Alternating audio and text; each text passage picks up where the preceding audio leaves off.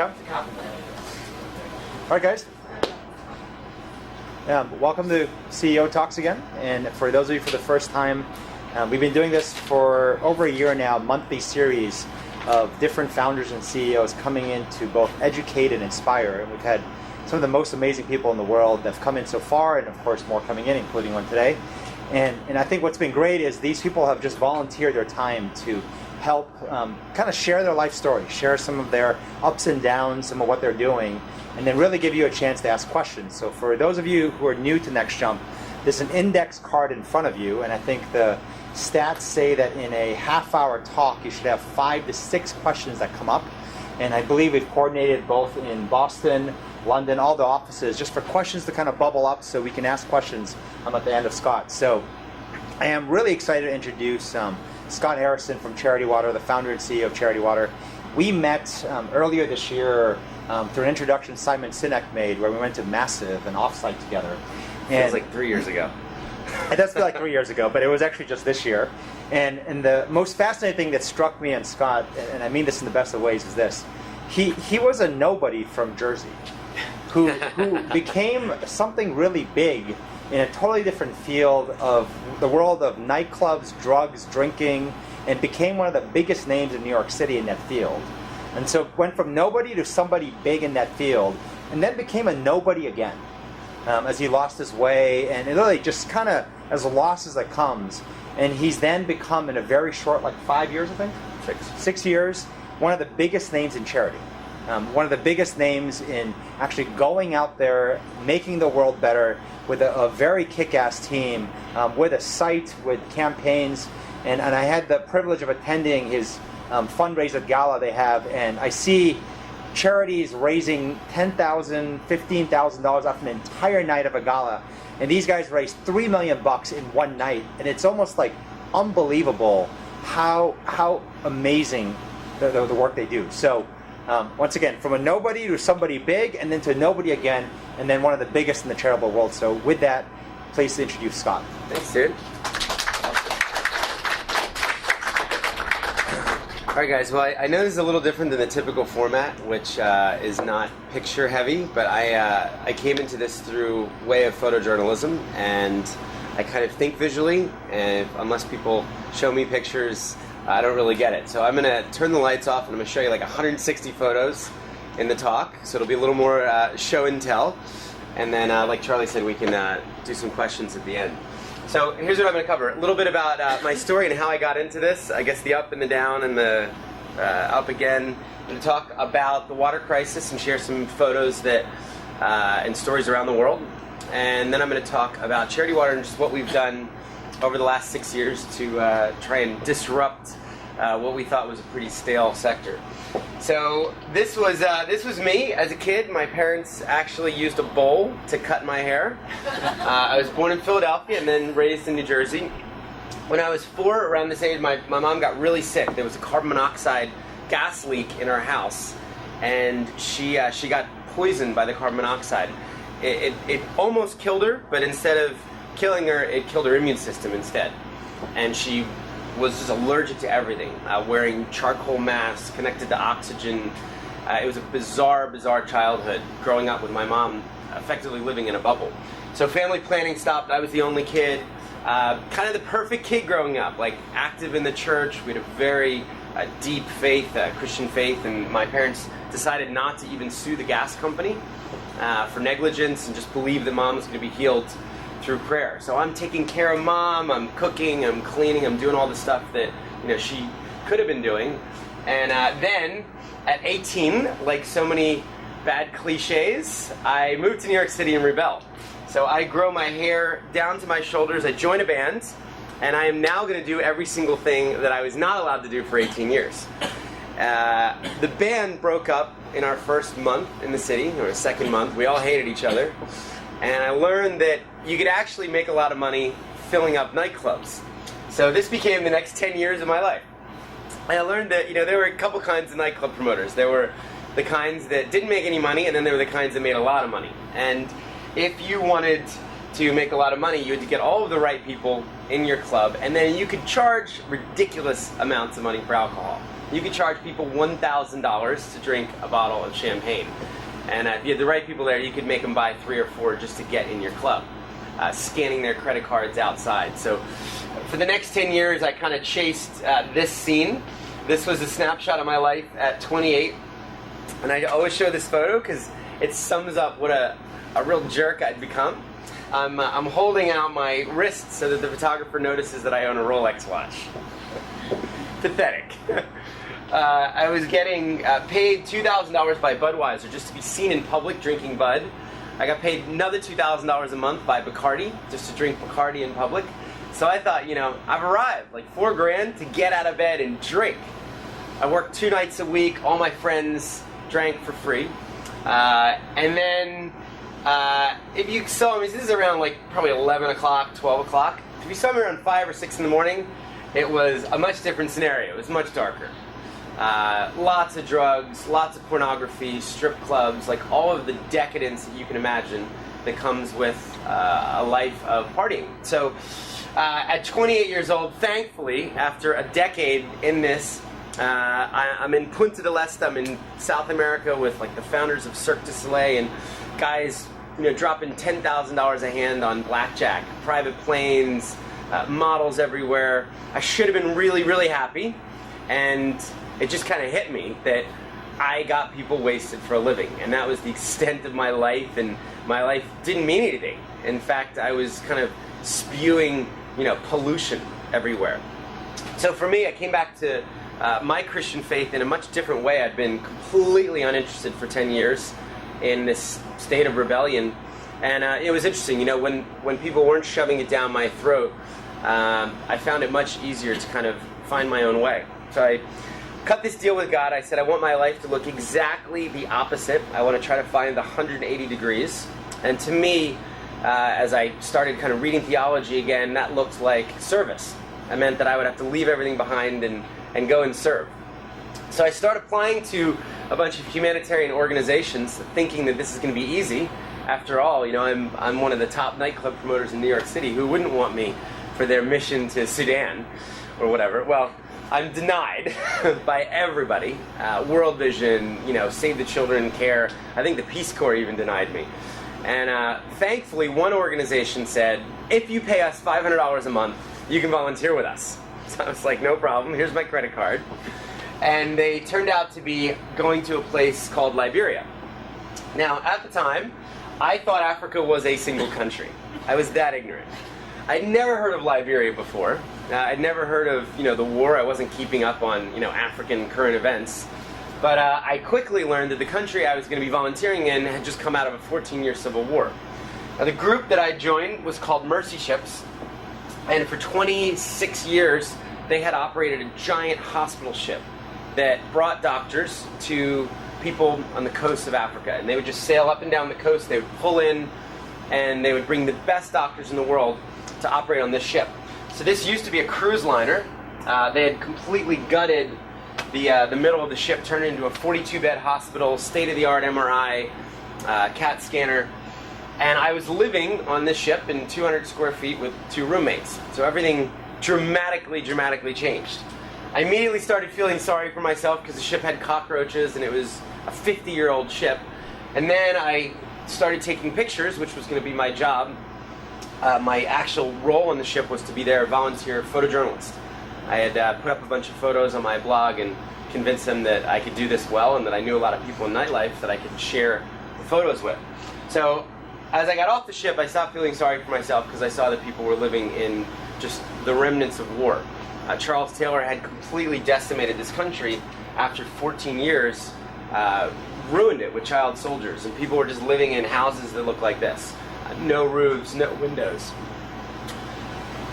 My third day, I was going to be screening patients. So this is how it worked. Before the ship would sail in, an advanced team of about 5 people would hand out these flyers everywhere in the country. And they would say, hey, if you've got a huge tumor, if you've got flesh-eating disease, if you've got a cleft palate, a cleft lip, if you've been burned badly during the war, turn up on this day, and our doctors are going to see you for free, and we'll help as many of you as we can. So I was really excited. It was my third day in Africa, my third day in the mission. And I know that we have 1,500 surgery slots. So I'm so excited. We're going to be able to help 1,500 people. 5:30 in the morning, jump in a Land Rover. I drive up to the stadium, and there are 7,000 people standing outside the stadium. And that was a really hard reality, knowing that over 5,000 people were just going to be sent home. And then as we talked to them, we learned that some of them had walked a month just in the hope of seeing a doctor. Some of the next photos are a little tough, but imagine kind of seeing them, through eyes like if you were in Liberia 3 days from now and were given a camera. The first kid in line was this boy named Alfred. And I learned that we were going to be seeing tumor after tumor after tumor after tumor. And he was 14. He was just suffocating to death on his own face. He was choking. He was terrified. He was close to death. And this tumor had just started growing a couple years ago. There was no surgeon in the country to cut it out. So he just started suffocating. So I remember meeting him and I just lost it. I went in the corner. I just broke down. I couldn't handle it. I was sobbing. I need to go back to New York. I don't think I can deal with a year of meeting people like this. I did pull it together. One of the chief medical officers said, we're going to be able to help Alfred, and you're going to see much, much, much worse than this. So you better get used to it and do your job because you're here and we need you. I did get through the 2 days of patient screening.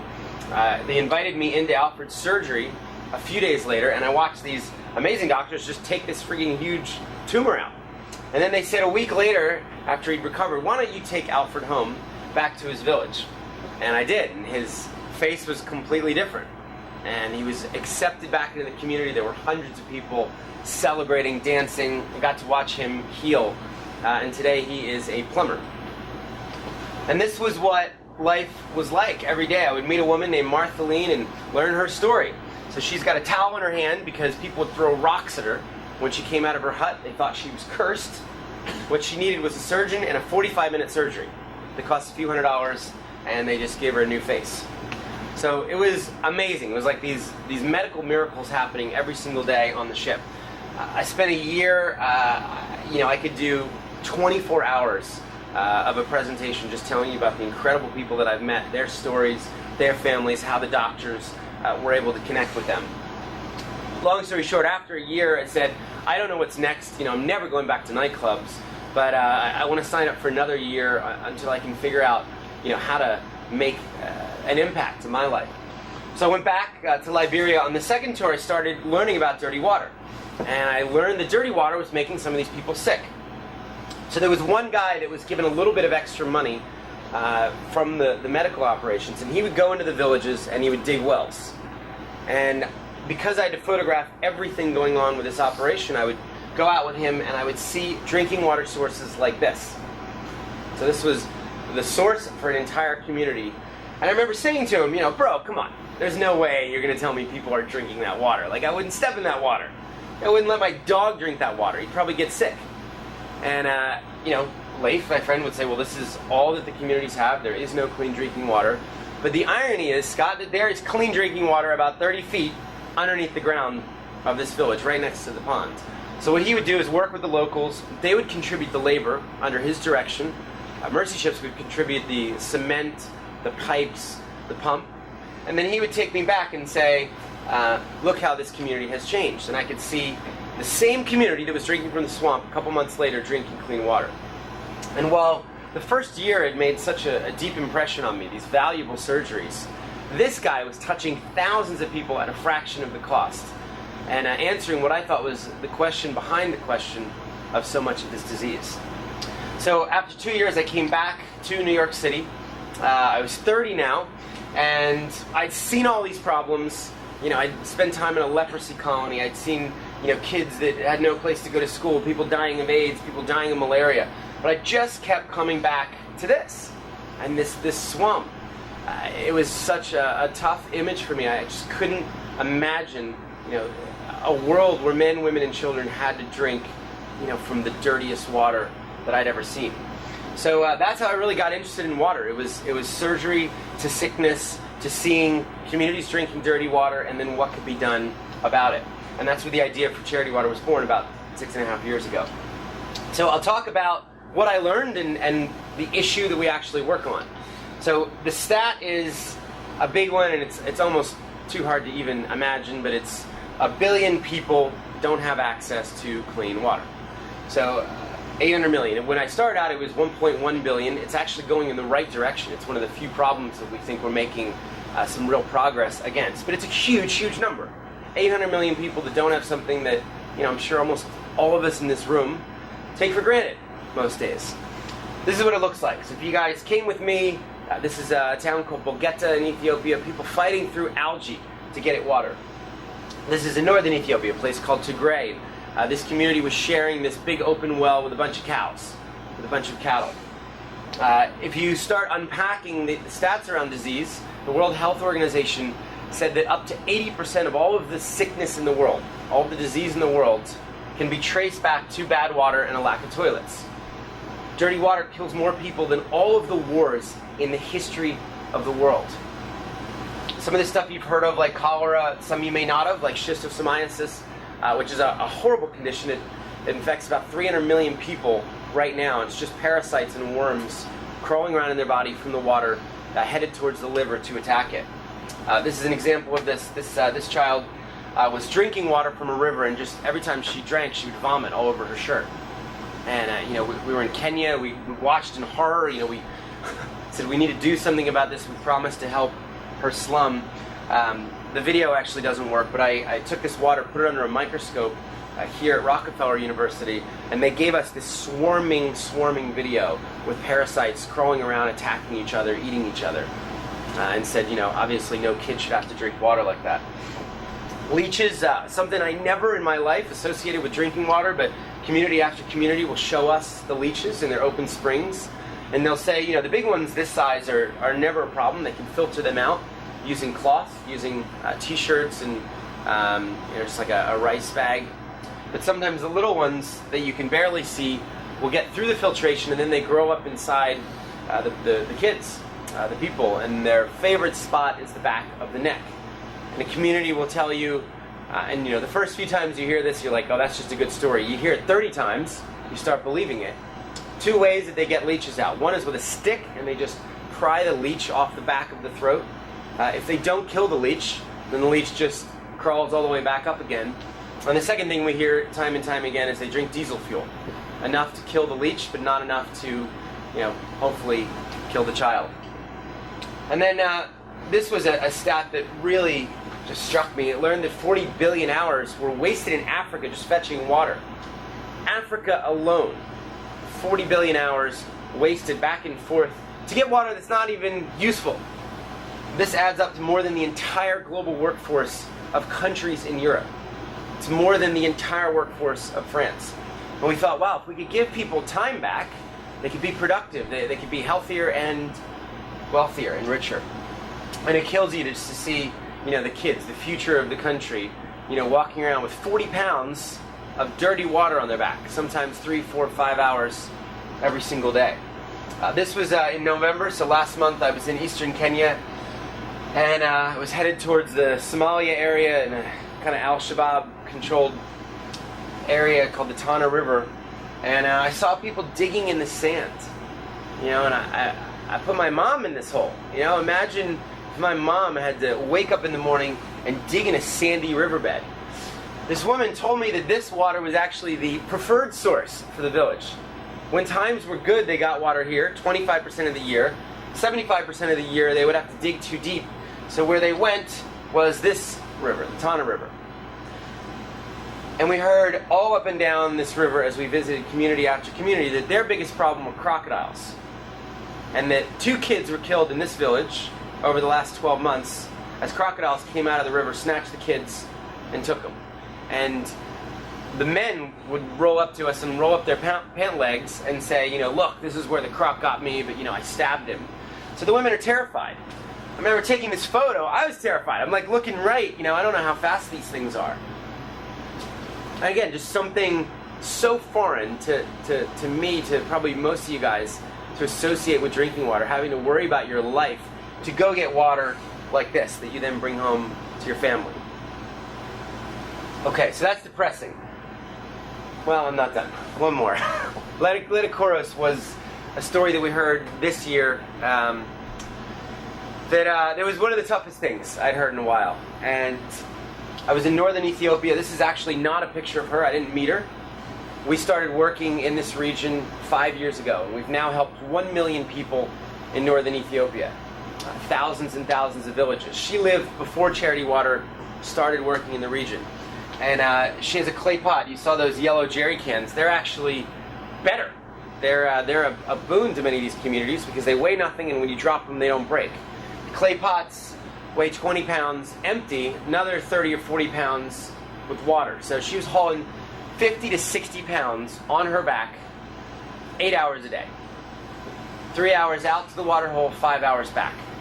And a hotel owner told me this story. He knew her. She lived in his village, and he was talking about the importance of our work and water in the region. And he said one day she came back into the village after her walk, and he said she slipped and she fell, and the clay pot broke, and all the water that she just spent 8 hours getting spilled out. And he said that she took the rope and she hung herself from a tree in the center of the village. And then he said, the work you guys are doing is really important, and he walked off. And it really helped myself, our team, everybody that was with me, kind of bring the urgency of the situation to the forefront for us. That there are people right now that are walking 8 hours a day that have no hope. And the irony is that we're working now right in her region. So she would have heard about us, she would have hung on. We'll have her village completely covered and all the villages around within the next few years. So, huge problem. It's completely solvable, 100% solvable. We know right now how to bring clean drinking water to every single person on this planet. We're just not doing it. Not enough awareness, not enough will, not enough money. It's not a one-size-fits-all solution. There are a lot of things that work. So if you're solution agnostic, you can solve the problem. So sometimes, like in Liberia, the hand-dug well is the right solution. Water's 30 feet underground. Sometimes water's 1,000 feet underground. Sometimes there is no groundwater, but you can harvest the rain. Sometimes you can filter pond water, both at the community level or a household level, if you've got arsenic in the water. For about $65 in Cambodia, you can take water like this, throw it through a $65 cement filter, sand, gravel, rock, a bio layer that grows and kills 99% of the bacteria, and you get that water out instantly. $65. I drank this water on the left. On the right, after it came through the filter, it was fine. About $5,000, you can hand dig a well. And it's just a lot of digging. It's months of digging. Water starts coming in, you start dewatering it, you go deeper and deeper so that during the dry season, the well doesn't go dry. You make these concrete rings, culverts, so that the well doesn't collapse. And then 15, 20K, you bring in a $1 million drilling rig, 8 skilled drillers, compressors, trucks, and in about 3 days, you can drill a well. And you get tons of water the deeper you go. So now you're not tapping into groundwater, you're tapping into aquifers. These massive lakes that run underground in some of these villages. And when you can bring clean drinking water into a village, it really transforms the village. It starts changing everything. It makes those kids that were dying of diarrhea or sick all the time with parasites a lot healthier. It gives time back to some of the students that are walking 3 or 4 hours in the morning every single day. So they're better students. If you can bring clean water to the schools and toilets, the girls spend more time in school. Many of them will drop out 4 or 5 days every single month when they hit puberty.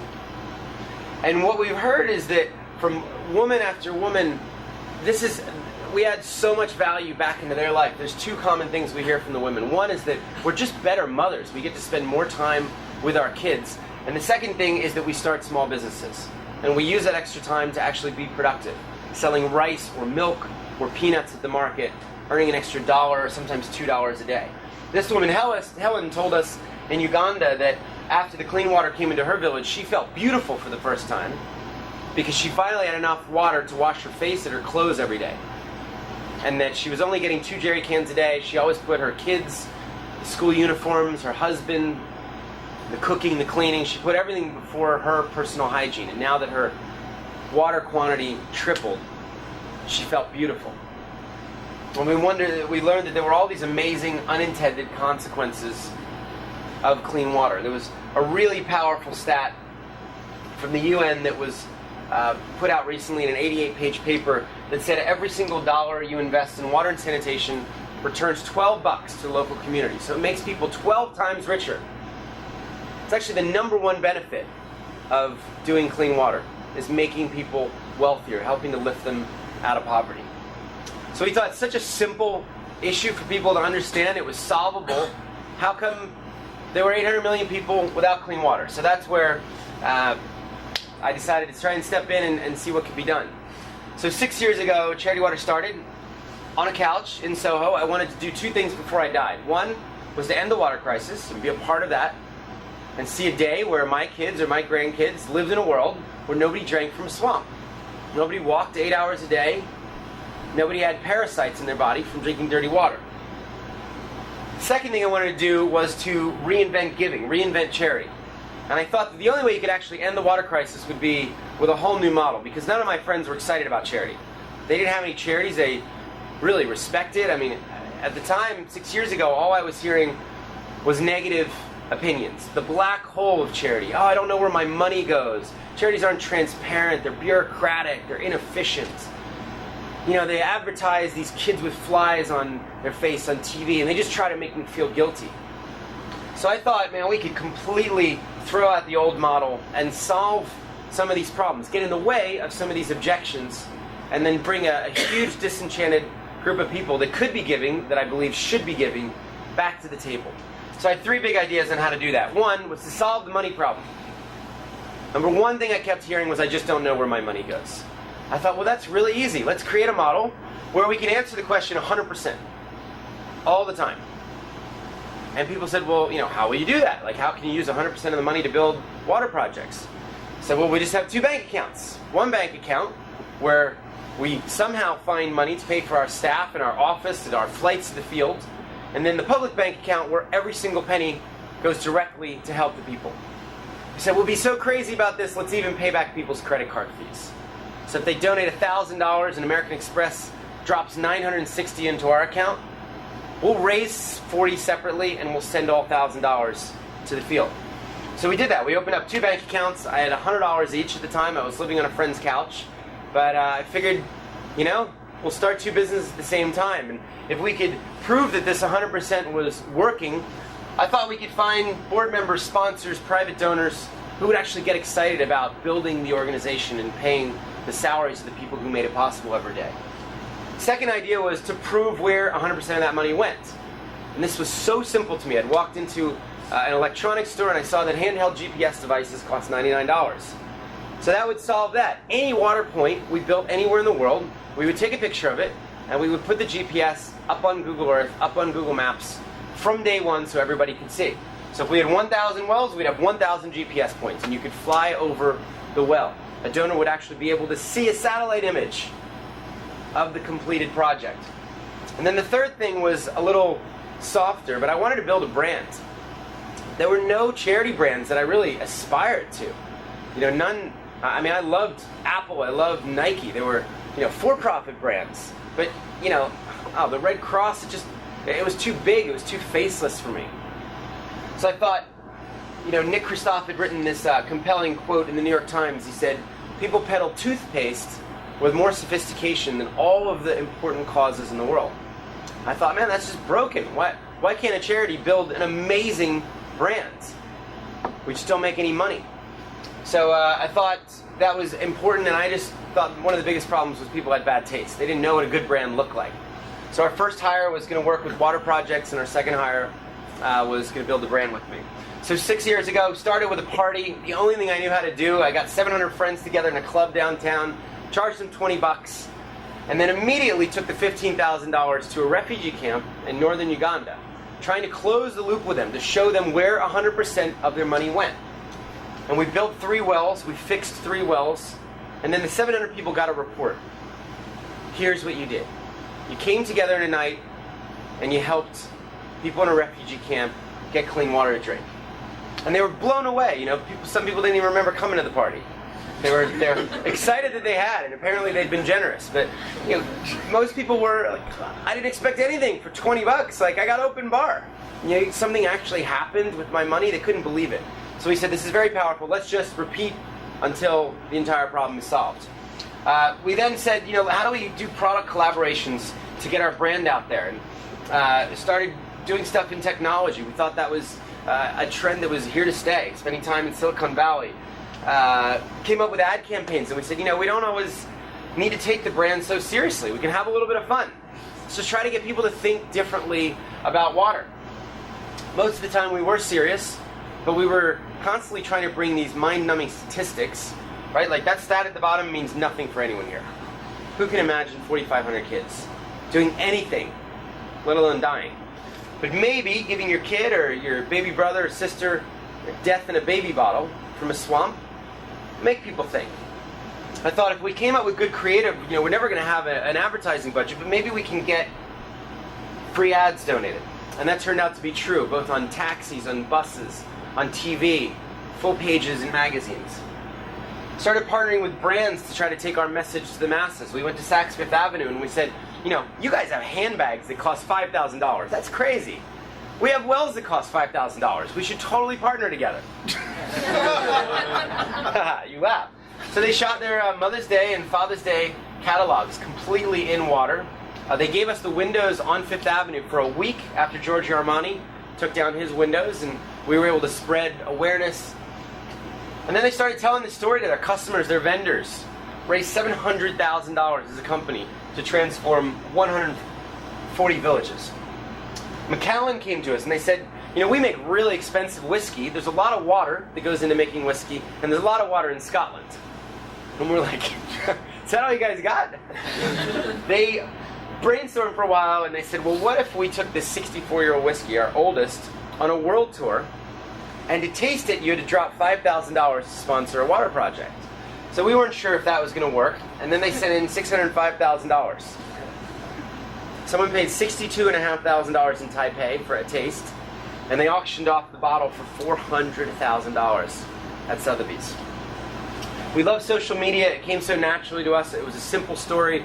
It was a visual story. So we're the first charity to get 1 million followers on Twitter and Instagram, Facebook. As Charlie said, we've always tried to reinvent the gala because galas suck. And you get invited to these things. You sit down at a round table. There's rubber chicken, and there are boring speeches or PowerPoints all night. So we said, let's transform a space. Let's make it fun. Let's make it a celebration. We take over the Armory. 2,000 people come, and we tell stories, and we do stuff like the water walk, where people carry heavy cans filled with water. But every time you carry a can, a sponsor pays $500 to build a water project. So there's a meaning in every single walk. We try to find interesting ways to get the brand out there in finance. We got to open up the NASDAQ twice, close the New York Stock Exchange. And then we stumbled upon this big idea where so much of the growth has come from. And on the 1-year anniversary, I was going to throw another party in a club, but I just felt like too old for it. And it didn't scale. Maybe I guess I could charge $30 or $40 at the door, or have 1,000 people come. I thought, what if we skip the party altogether, don't spend any money on it, and I just asked people to give me my donation, or my age in dollars, as a donation. So I was turning 32. I'm like, everybody I know has got $32 they could donate. So I wage an email war. I email every single person I know. And I promised that if I raised enough to do a water project, I would fly to Kenya and I would drill via satellite for all the donors so they could see where their money goes. So that worked. Wound up raising $59,000 through my birthday. Drilled the well, people felt connected. But then we said, well, this is a bigger idea than just, my birthday. There are other people that have birthdays. In fact, everybody has a birthday, and everybody can care about clean water. So this 7-year-old kid, Max, in Austin, Texas, starts knocking on doors asking for his age in dollars, $7. Raises $22,000. So we're like, man, are we on to something? And then it just took off. Justin Bieber gives up his birthday, tweets 3 times, raises $47,000. People in tech, Daniel Eck gave up his birthday. I haven't gotten Charlie's yet, but I'm gonna, and it's gonna blow him away. Jack Dorsey. Will and Jada Smith gave up their birthdays. We found these personalities adopting the idea. These guys actually came to see their projects, so we love this idea of connecting people to it. But most of it was actually raised by people that we'd never heard of, that weren't on anybody's radar. People like Maggie. Maggie just gave up her 16th birthday, accepted no gifts, didn't have a party, and raised $5,700. Nona Ween gave up her 89th birthday and wrote this amazing mission statement, realizing that she has double the life expectancy in so many of the countries where we worked. So then it started naturally just going beyond birthdays. People were like, I want to get involved right now. What can I do? My birthday's 11 months away. People started climbing mountains, trying to raise $1 a foot, right? Looking for that angle where the story would spread. People went skydiving for charity water. These guys gave up their wedding. Didn't have a wedding. So all the money that they had saved, they basically went to City Hall and sent in $10,000 so that they could start their marriage with 2 communities getting clean water. People started sailing across the Atlantic Ocean. We've had 4 or 5 groups now walk across America, which takes 4 months, in solidarity of the millions of people walking. And Riley, who's 9, ate rice and beans for a month. Raised 15 grand. What's amazing about her story, this picture, she's got a little, it's hard to see in the back, she's just got a bunch of lines kind of scribbled down on a piece of paper. So her mom said that Riley heard that 4,500 kids died every day, of bad water, and she wanted to know how big that number was. So she asked her mom for paper and pen, and she wrote 4,500 lines down. Mom said it took her a couple of days to finish. So we realized that this was super, super powerful. Our fundraisers, if they were given the idea, if they were given this 100% message, if we could show them where their money went, we could just let them run with it. I'm going to skip that video, but I am going to tell Rachel's story, so we'll just do the second video. There was one story which was tragic and beautiful and hopeful all at the same time that happened to the organization last year, or happened to Rachel. She was 9. She'd given up her birthday after seeing me talk at her church in Seattle. And she set a fundraising goal of $300. So she wanted to help 15 people get clean water. And she fell a little short. She only raised $220. I was in Central African Republic. I landed in New York, and I got a text from her pastor saying Rachel had been killed in a horrible car crash. And that she had been doing this campaign for us. She fell a little short, but they wanted to reopen the campaign in her memory so people could donate $9 and make her last wish come true. So, it's pretty heavy. The church started spreading the word of her campaign, and her $220 went to $100,000. And then it spread through the Seattle community where she lived. And the $100,000 went to $300,000. 1,000 times more than her dream, than her goal when she was alive. And then it started spreading around the world, and people in Africa started donating. People in Asia started donating. She wound up raising over $1.2 million. So I met her mom for the first time here in New York, and the first kind of thought, the first impulse I had was to invite her on a trip on the 1-year anniversary to see Rachel's wells and to meet some of the children that her daughter helped. And I remember she just started crying. She said, I'd love to. That trip happened a few months ago, and she came with her mom, who was really young, her grandparents, and her pastor. And I just want to share that video with you guys to end this section.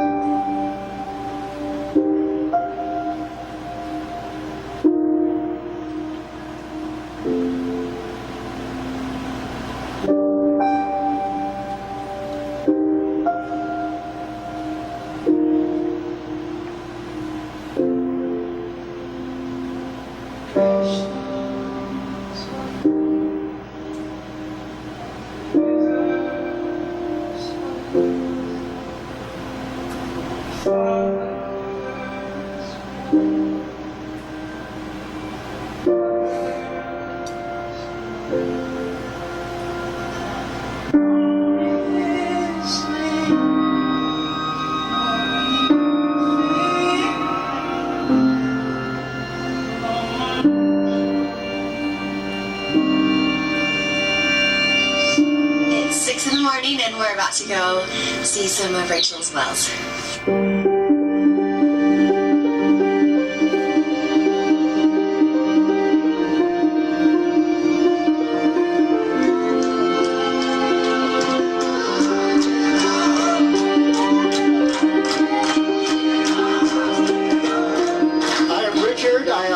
Rachel's grandfather. I really wish Rachel could be here today. Because first of all, Rachel would think that this is probably the neatest thing she'd ever seen in her entire life.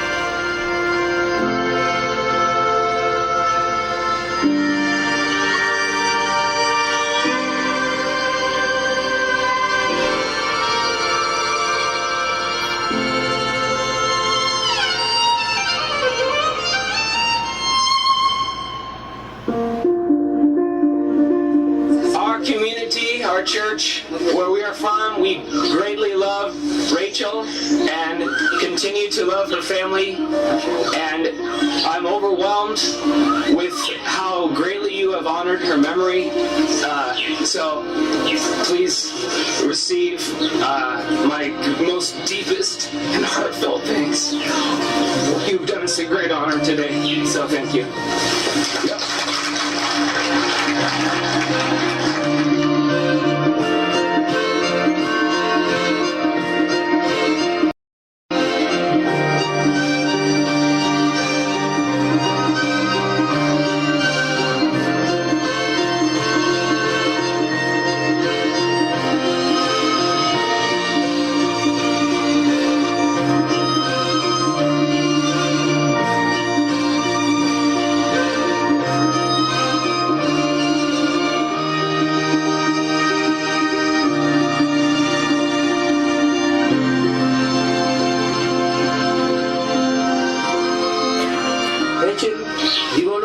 Such a big heart from at a young age that she understood and felt the pain of others on the other side of the world.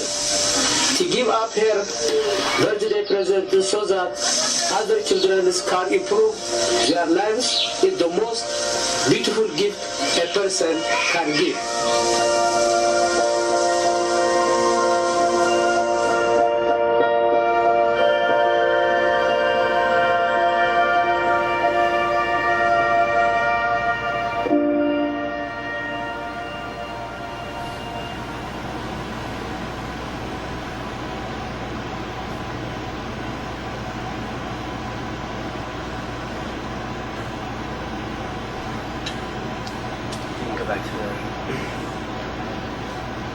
So as you can imagine, that was a pretty heavy trip. I think what surprised us so much was how our Ethiopian partners in the communities had thought so deeply about how to honor the family and her legacy. So you saw in there that first scene where we came into like one of the old churches, I guess it's like a rock church, and the priest had gotten up at midnight, prayed for 8 hours that God would keep Rachel's soul safe.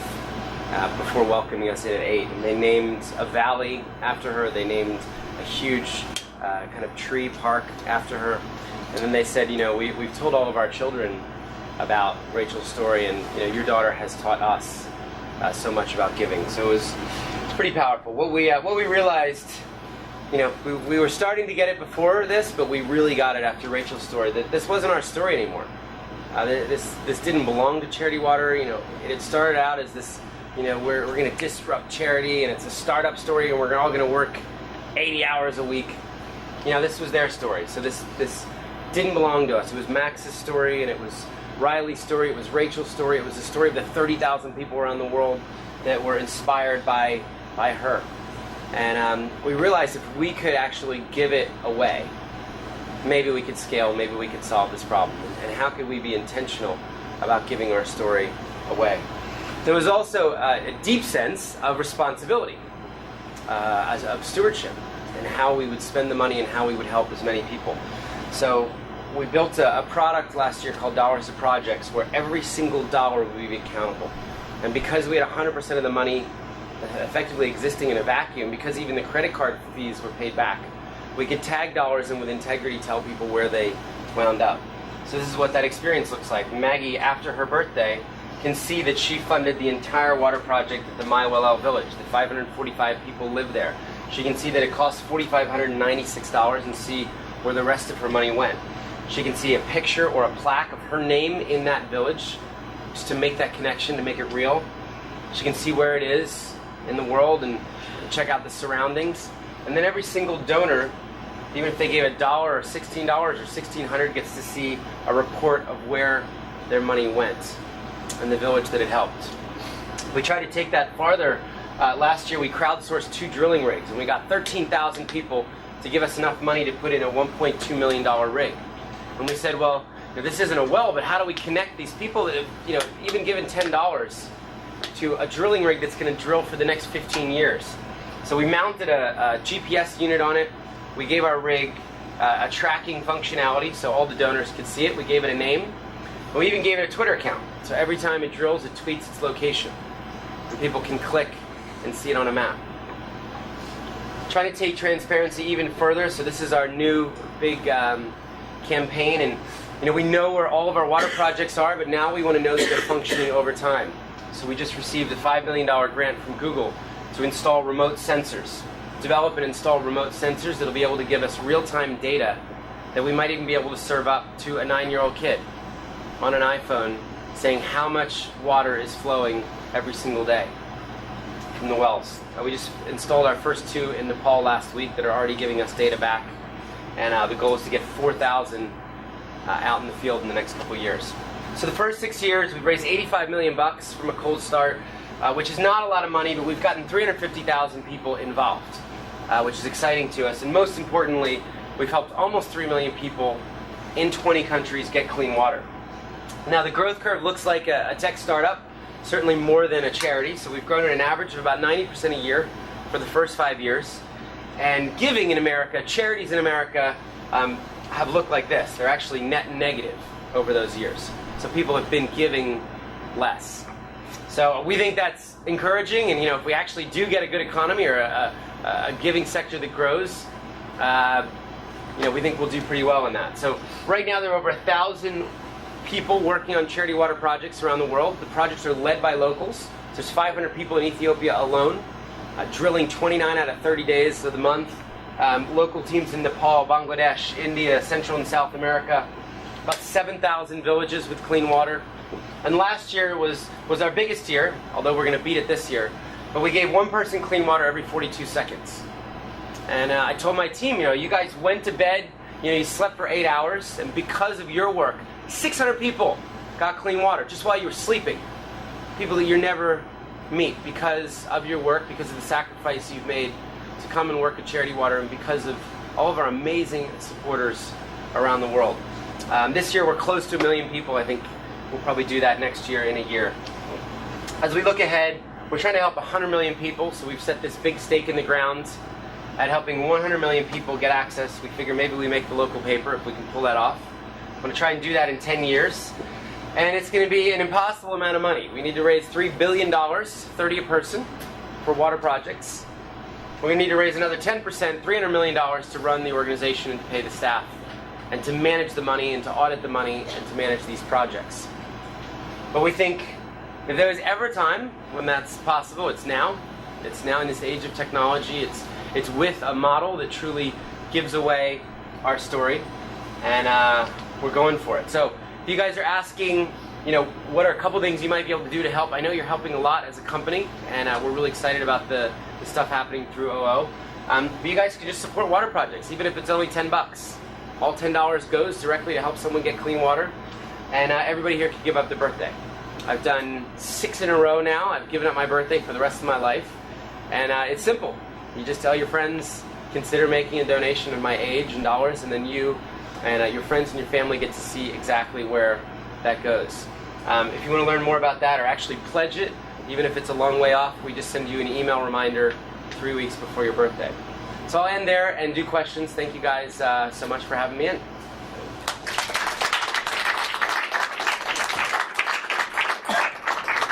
You guys want to start in London?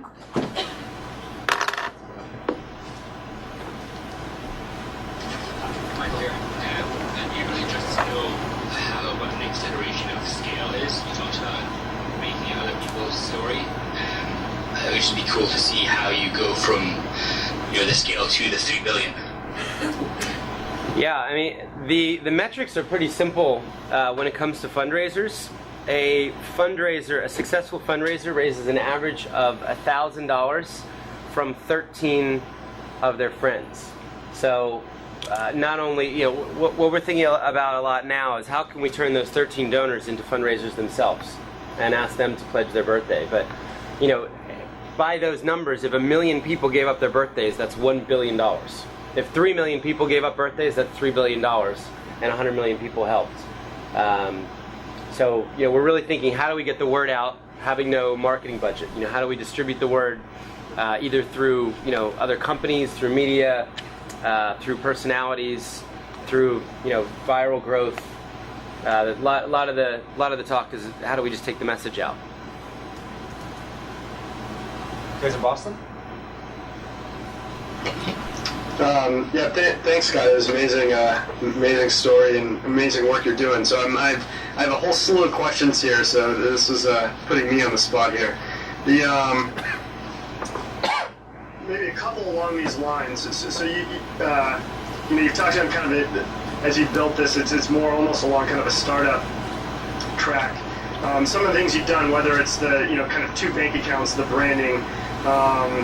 Have other charities, have you started to see success on that front in terms of some of your kind of model being adopted in successful ways with other charities? So I'd say yes with respect to proving it and brands. There are a lot of good charity websites these days. There are some. So my wife is actually our creative director. She was employee number 2. And she said a lot lately, man, we got to step it up. Like our website doesn't look as good as X, Y, or Z. So I think that's really just kind of brand and storytelling, and the use of video. We've made 500 videos now. Rachel's video was made in Ethiopia, shot and completely edited in 36 hours. So we've been kind of we've seen some of that stuff adopted. We've seen other organizations using Google Earth, Google Maps, GPS to prove work. Even if it's not water projects, if it's schools or if it's libraries or even a malaria net drop-off. I'd say the 100% model is a little trickier. It's really hard. So, without an endowment, without billionaire benefactors, I'm a little reluctant to encourage other organizations to adopt it because I just know how hard it is. We're effectively running 2 businesses at the same time, and you have to run them in proportion. So if you raise too much money for ops, for staff and ops, but you didn't leverage that with water projects, that could not work. And if you raise so much money for water projects but didn't have enough to make payroll, you could get yourself in a position where you lay off all your staff, but you've got $100 million in a bank account that you can't touch. So we've made it work through a private giving program called The Well, where there are now 95 people, and about half of them are Silicon Valley entrepreneurs, and they sign 3-year commitments at levels ranging from 25 grand a year to actually we have one person at $2 million a year, and all of their money goes. So we've kind of worked it out, but I just know how hard it is. So that's the one I'm more reluctant to tell people just to blindly adopt. San Francisco? Okay, going along the same lines of that question, I guess, so you basically talk about something that other organizations have adopted. What would you like to see other charity organizations adopt your model? I think even if it's not the 100% model, I think the transparency, the connection with donors, I hear a lot. It still happens, right? An organization will ask someone for money. The minute they take the money, it's like, well, how do I ask them for more money? And I think that the big thing that I would hope to teach the rest of the sector is tell people what you've done with their money. Let them see their impact. Close that loop. And it's really hard. We just did a live auction with our gala, and we had about 350 people contribute $800,000 to solve one specific problem in Kenya.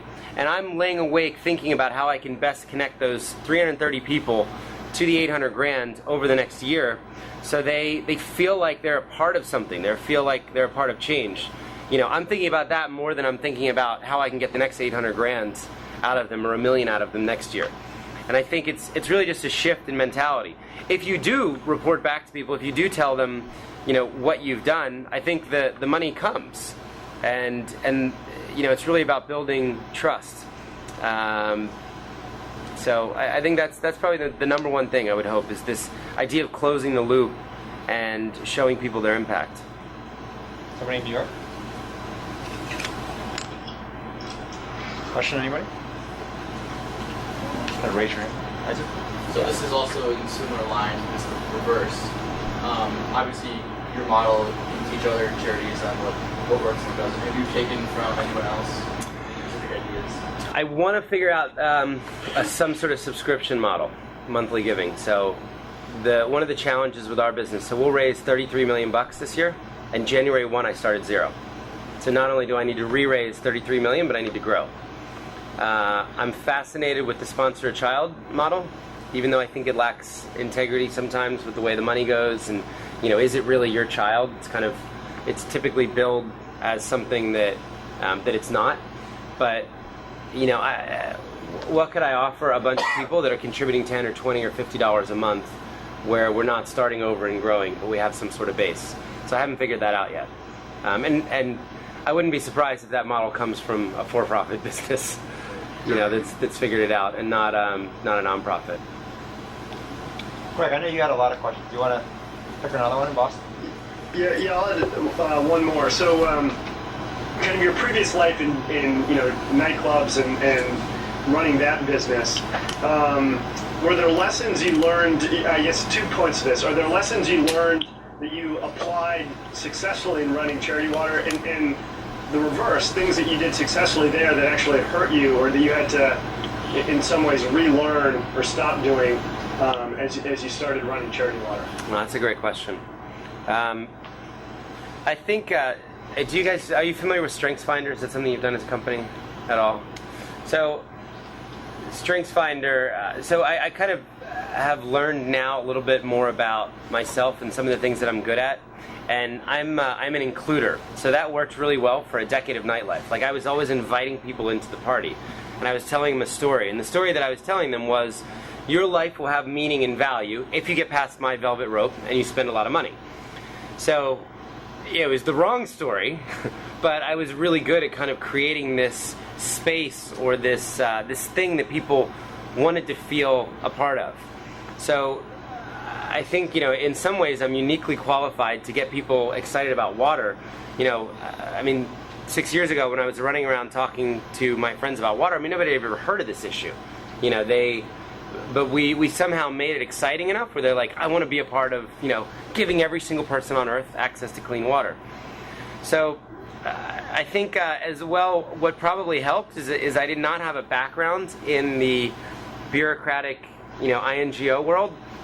I mean, there are a lot of conferences going around, and people have been talking about some of these issues for 10 and 20, 30 years, and there's so little action. So, you know, as a, you know, I mean, I hired DJs. I mean, I didn't really run a team. So now I'll answer the second part. I've had to learn every single skill about how to run an organization from scratch. So I guess I didn't have any baggage, but it's been a huge learning curve, and I've been fortunate to have a great coach. I don't think I could have done it without an amazing coach who built his company from 0 to 2,000 employees in 3 years, and then had 10 years to think about all the things that he did right and wrong. So I think there are definitely some parallels in just getting people excited about stuff and not having the baggage, and then, you know, not having the experience has been you know, a steep learning curve. I want to thank Scott for coming again. Thank you guys.